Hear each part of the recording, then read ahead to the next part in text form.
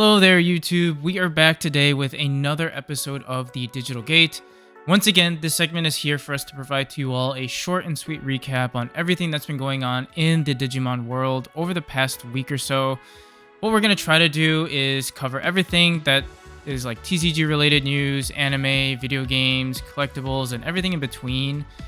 This week, I'm joined by a special guest. I'm joined by the Pinhead himself, the Highwayman, Quackity McQuackerton, or Kaiju the Third, TJ. Hello.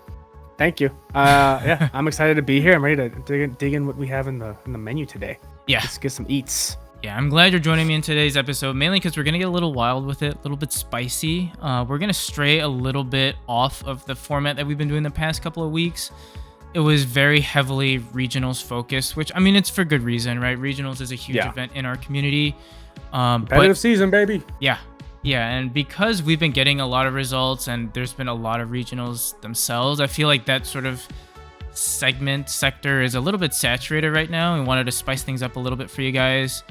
If you are looking for a recap of this past weekend's regionals, I will link the video that Risu the Squirrel, so shout out to Risu, for the video that he made going over the top 16 decks in this previous set of regionals.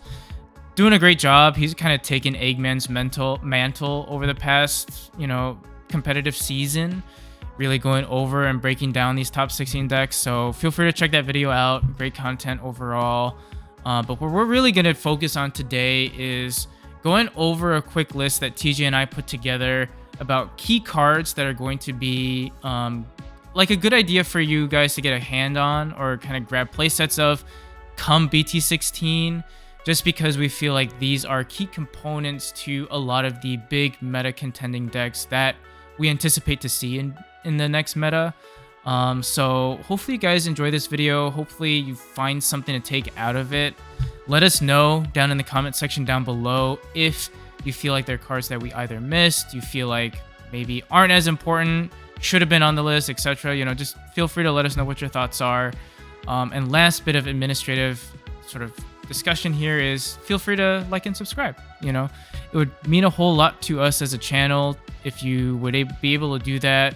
We appreciate all the support that everybody's given us so far, and we would just love to keep interacting with you guys. So let us know, and let's jump into the video over here.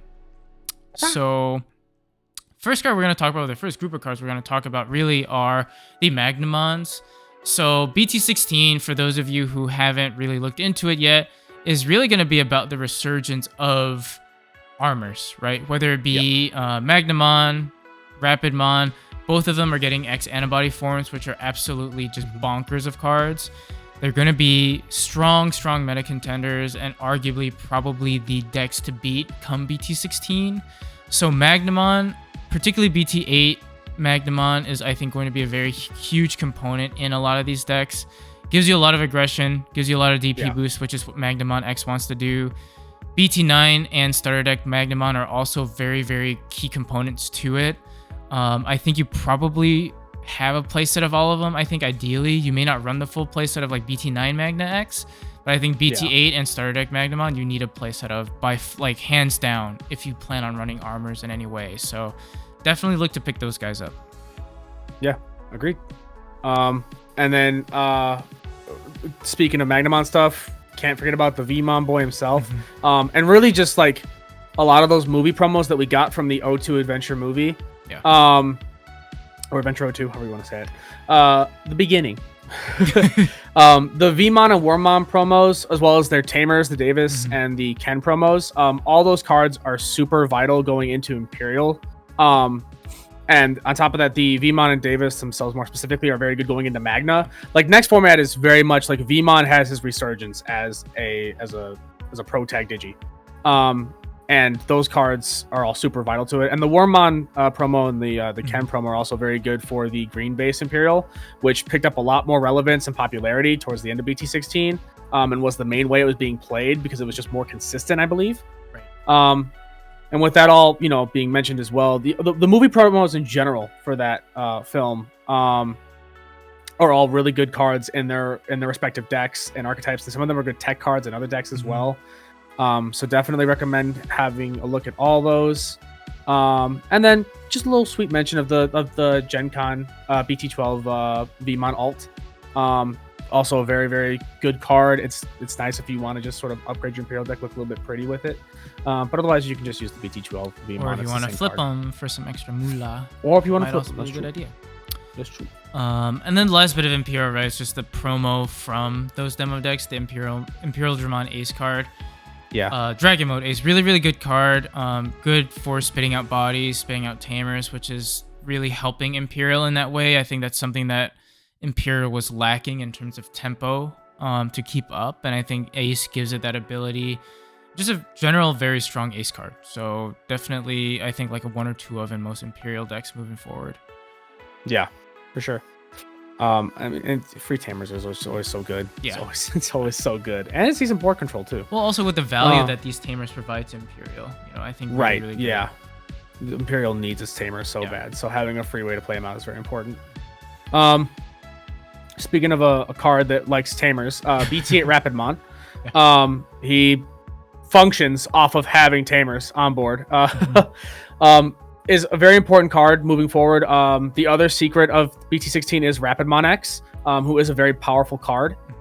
Definitely becomes, one of probably a good 4 of level 6 in the Terrier deck. And while we don't really have many good Rapidmons, BT-8 is one of the better ones outside of the other 2 that we have in the Terrier deck, the Terrier Advanced deck itself. Which, if you haven't gotten those and you want to play Rapid X next format, you should definitely pick up 2 of those.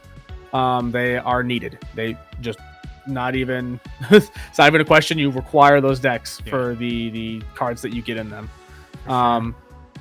So that's another one too. I'd agree 100%. And then the next highlighted cards are going to be Ukamon and Louis, again from the promo demo decks that we got at New York Comic Con. Ukamon, I'm not going to say too much about him because everybody knows about what Ukamon does at this point in time in the TCG. Just a lot of gas, right? If you can squeeze him into any deck, it just ups the tempo, ups the aggression up so much. Louis acts as a synergizer to that.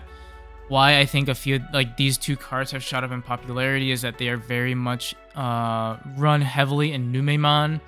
We've seen Numemon just kind of go low to the ground, float a lot of bodies, and Ukamon and Louis are the engine that really help drive that mantra, which is why I think the price has stayed at a very steady rate, and I don't anticipate that going down anymore.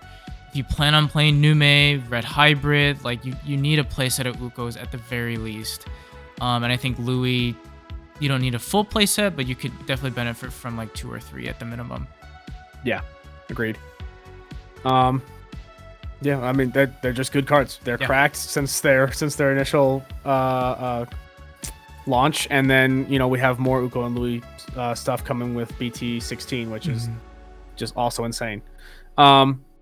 And things that can shut down those cards though, pretty good. Well, at least can shut down the Louis a bit. Quartzmon, BT-12 Quartzmon. We're going to go through a couple of walls here, a couple of cards that really sort of can help you take back the pace of the game, and Quartz is probably one of the most accessible means of doing so. Works great in any green or black deck. There's not many white decks that really would run him, but he can also work on those. Suspending everything on the board, keeping it all suspended is huge. He himself being able to trash security is crazy. I mean, he's more affordable Death X is probably one of the best ways to put it. But speaking of Death X is the next card we're going to talk about. As TJ alluded to, very expensive card. Base art's going for about 60, which I think is a huge sort of detractor into most folks buying into him. But again, as the meta has evolved into sort of wide board potential, not just with bodies, but with tamers as well, as we'll see with armors, Imperial, Rapid, you do rely on tamers, and Death Eggs is an immediate deal with me now card for that mantra. So as unfortunate as it is, still a very strong card and a very viable card. So if you need a copy, I'd say if you want to play a competitive deck, I'd say you bite the bullet and get 1 or 2 copies. I personally only have 2. I don't have a playset. I just have 2, and I just flip them between decks. PayPal paying for is a godsend. It's a great thing that we have And Bandai, please stop printing such powerful level 7 secrets, and for that matter, 4 of tamers that you need in the deck. Please just don't do it anymore. Stop it. Moving on to a level 7 secret that is a great card and pretty staple, mandatory to have if you're going to play yellow or purple. EX4's Shine Gray Ruin Mode.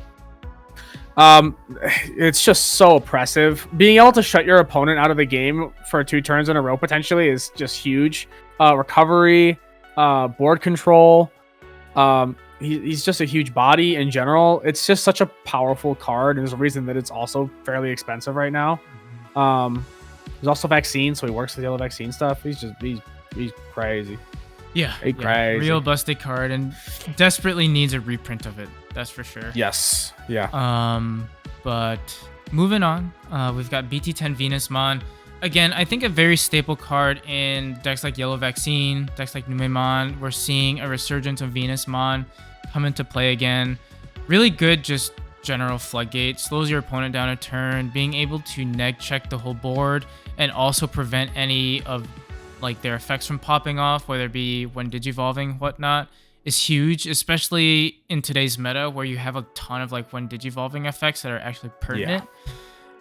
Which just shuts down a ton of decks, right? I think we've seen a few commentary videos, for example, right, where you've gone into a Venus like against Sunny, right, playing Grace Nova, and he's just like, well, can't play. Because I remember talking with Sunny, and Sunny's like, I had a comeback, but then you Venused me, and I couldn't do anything, and I'm like, I'm so sorry, Sunny. Yeah, which is why, I mean, I feel like it's going to stay at a staple of like 10 to 12. I don't see that changing anytime soon. Yeah. I see it maybe going up if it becomes more and more relevant. As we get further away from the set, and as yellow stuff gets more support.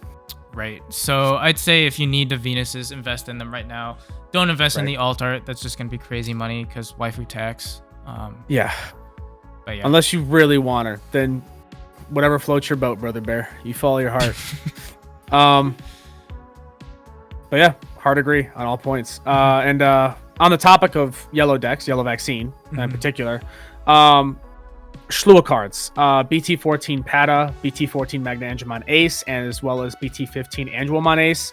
All of these cards have become staples in Yellow Vaccine. They're good moving forward, especially as we past BT-16 when we get to EX6, with all the Angel support in there. They're fantastic cards for those decks. Yeah.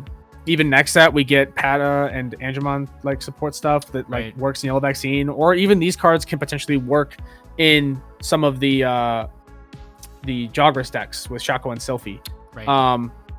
And they're just there's no reason not to have them. They're just going to be powerful cards always moving forward. And they're fairly accessible right now. They're not too bad. The Patamon I think is like $6, $5, but Andromon's always going to be a little bit pricey. That's true. Yeah, she's a little bit pricey because waifu tax. Yeah. But also just a really good card. Yeah, exactly. Yes. Same wavelength. Same brain cell together, strong. Moving on to the next sort of set of core pieces for a deck that's going to get a lot of resurgence in BT-16, which is bugs or insectoids.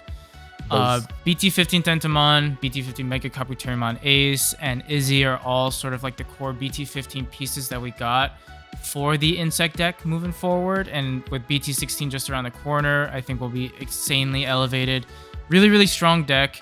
If we're talking about sort of potential counters to, at least DP-wise, countering Magnamon X, like Bugs definitely has the potentiality to do that. Also has great board control. So Bugs is going to be a crazy deck come BT-16, so definitely get your pieces there. Another shout-out mention would probably be the EX5 box topper in Kuwagamon at the level 4 drop. Inheritable to give plus 2k DP, and on play like suspend something is also very good just for the mantra of the deck. BT-8 Shiva is, again, I didn't realize that it was an insectoid in trait. Shiva is also really good for just lockdown potential, and I've seen a few decks that have kind of shimmied that in there. So I think insects is definitely a meta contending deck, and that's part of like the core pieces that you're definitely going to need. Yep. And you know, it's just cool that Bugs is coming back in general too. And Tower Kabuterimon is such a cool card. And speaking of decks, you know, that can match DP or even DP climb over Magnamon X, because I think a lot of decks live or breathe by the fact of whether they can play around or play over. Yeah. We have red hybrid stuff. So we have BT7 Takuya, BT12 Emperor Gray, as well as the BT7 Emperor Gray. Red hybrid is a deck that is incredibly fast, incredibly aggressive. It DP climbs. It's one of the most accessible DP climbing decks, I think, in general. It does it so freely.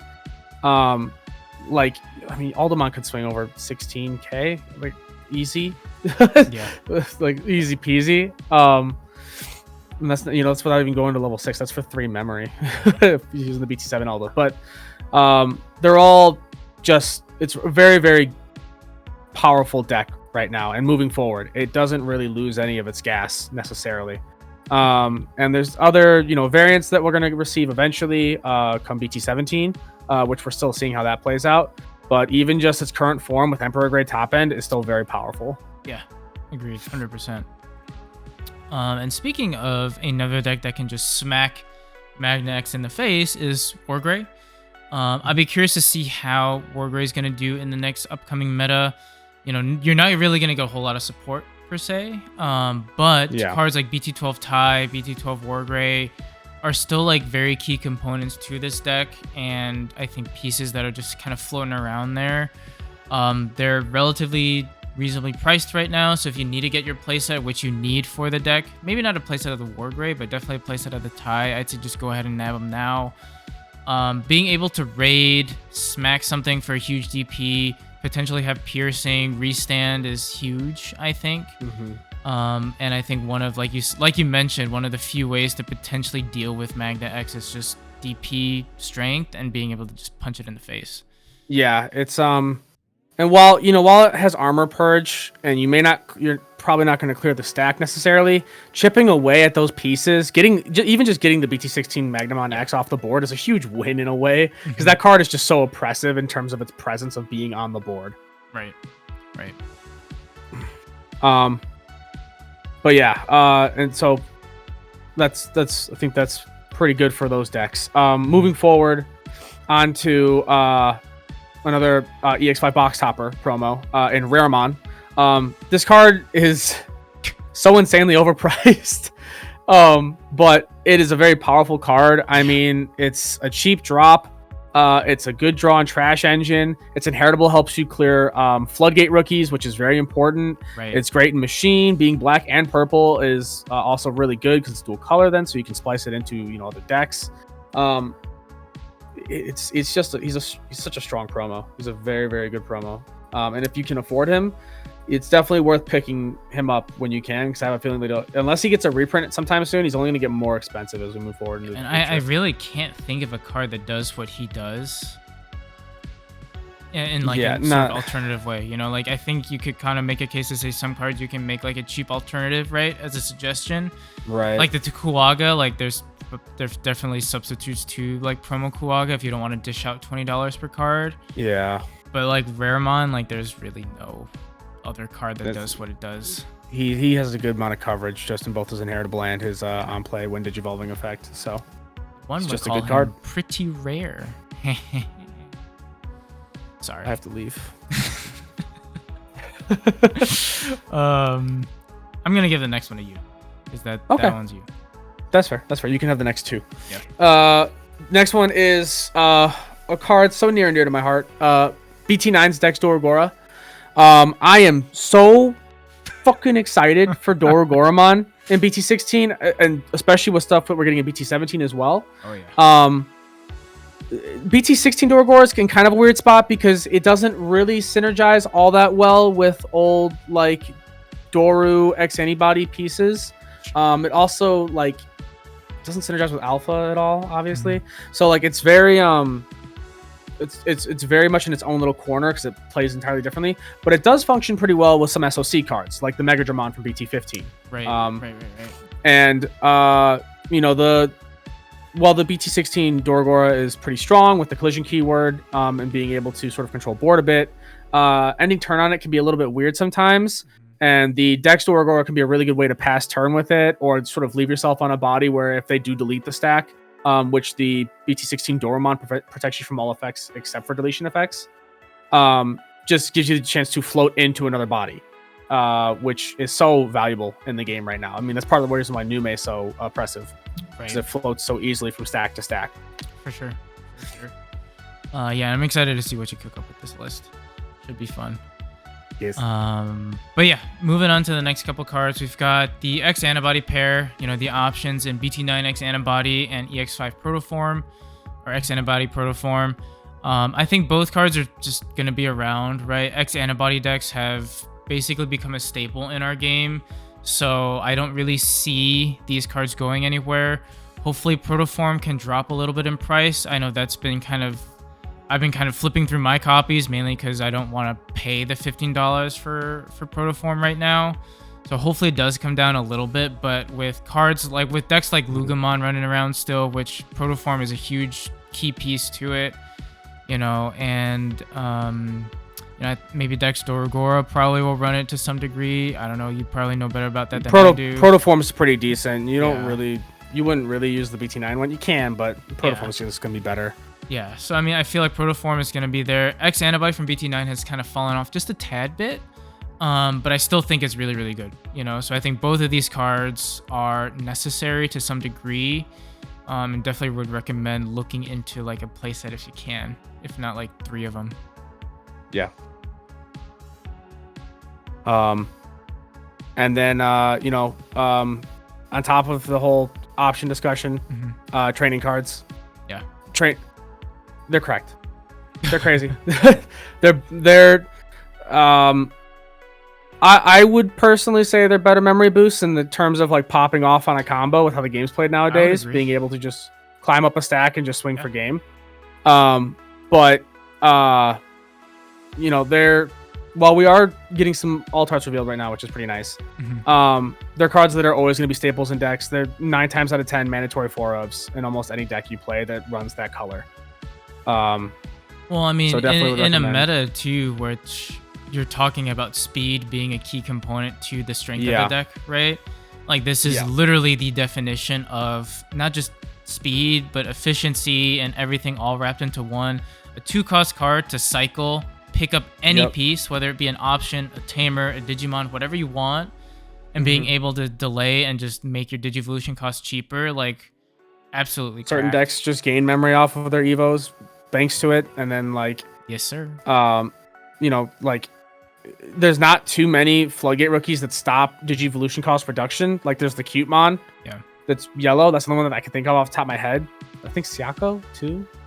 Siako is on. Oh yeah, Siako is Digivolution cost as well. Yeah, but those are the only 2 that come to my mind off the top of my head. There might be another one or so, but my brain is just forgetting it right now. Probably is. But yeah, it's not a super like wide range of rookies that really prevent it from functioning. And I think until we get the scramble cards, like these cards are just the best option, you know, for that. Yeah, for sure. Idea. And people even go back and forth on the scramble. Some people still just prefer the trainings. Yeah.